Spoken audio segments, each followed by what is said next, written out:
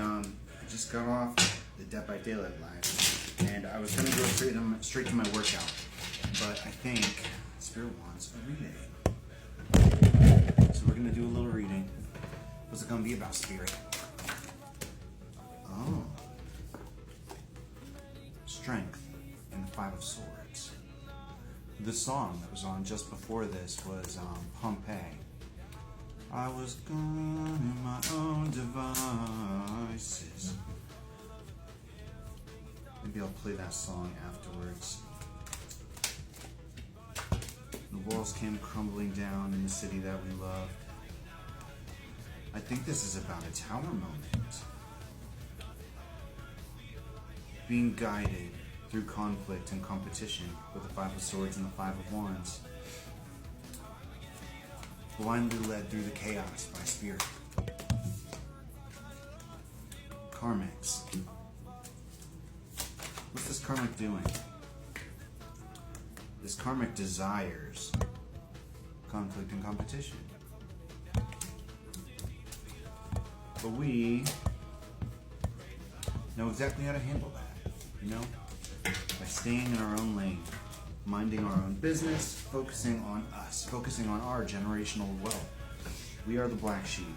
We break those curses. We are not bound by their projections. If you are dealing with somebody in your life that sees the glass half empty and not half full, and chooses to create conflict instead of understanding that they can create growth for themselves, it might be better to keep an open heart space, but set firm boundaries. If you have to have them in your life, if it's a family member, that's what you need to do. If it's somebody that you do feel like you need to step away from, maybe that's the better advice. Ten of Swords and the Three of Cups. If that means, the Serpent, that there is a snake in the friend group and you need to separate yourself and you are going to lose that friend group. With Ten of Swords and the Three of Cups, that says to me that like there's a destruction of that entire friendship dynamic. And it could be due to one person being sneaky, lying. The Ivy represents friendship in that card as well. But there's an aspect of healing. Allowing somebody to look at themselves after experiencing loss. Wheel of Fortune. It's not your responsibility to teach them that they fucked up and that they've been navigating their life in a way that's damaging. Not just to you, but to them, to the people around them. They'll see it for themselves, but sometimes that means just not being around. I'm not sure I ever noticed this before, but on the bottom of this Ten of Swords card, the swords are going in at them, towards the men, but then at the top, the swords turn white and they're going outward. It's like the energy is redirected. Interesting. They're out to get each other, but when they clash, the energy shoots outward. It creates a negative ripple because they're in conflict, because they're fighting. Who knows where those swords are going to land? Who knows where that damage is going to end up hurting somebody? Where that energy is going to go to hurt somebody? It is bad for everybody when we feed into that kind of conflict. Eight of Wands, action and communication. The Hierophant, resolution, order. And the Phoenix, rebirth in the community, in your friend group. That's the pod lining up with strength in the Five of Swords, being guided through conflict, working it out. I think it was Spiritualistic who said, here in the spiritual community, when we see something, we call ourselves out on it. We eliminate the bullshit before it can take root. With introspection,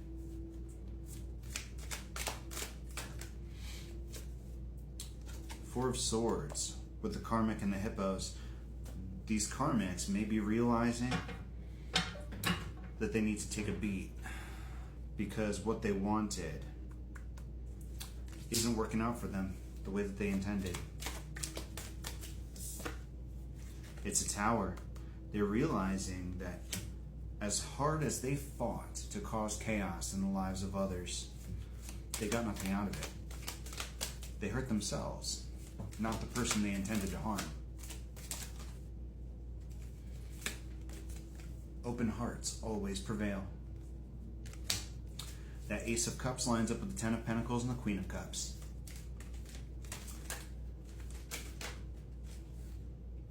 And this King of Cups comes after this destruction. I think that when the Queen of Cups was dealing with these karmics and refusing to engage, turning the mirror on their own actions, causing them to reflect, this King of Cups was going through something similar. We've seen a lot of mirroring in the cards lately. That the masculine was mirroring the feminine story. This masculine seems like his world just burnt down. His friend group just disintegrated. He has to reestablish the foundation from jump because there was a snake in his midst. And this card's turned around, the toroidal star. That's a shared energy field. Either between two people, between a family dynamic, a friend group, the world. You know, that's shared energy. We are all part of that toroidal field. And that lines up with the Wheel of Fortune. It makes sense, since we, the feminine, ancient white oak, that's protection and soul connection, had our entire world burned to the ground so that we could start over from scratch. That is now happening to the masculines. It didn't happen at the same time. It happened staggered. Feminine leads, the masculine follows. We already scorched the earth. Now they have to do the same. But that's a choice. This is where the masculines make or break their journey. If they choose to be unstoppable, to overcome all odds, and grow and change, the world lies before them. With the Eight of Wands, the Six of Pentacles, and the Hierophant,